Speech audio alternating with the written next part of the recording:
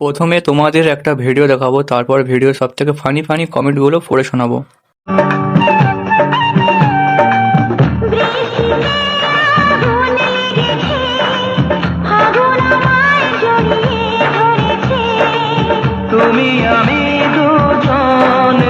तो चलिए शुरू करते हैं। একে কেউ পুকুরে ছেড়ে দিয়ে আয়। লাল তিমি এই মাত্র কচ্ছপ উঠে এসেছে ডাঙায়।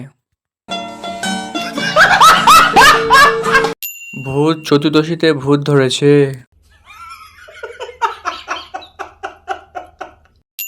বলি কাতলা মাছ কত করে কেজি?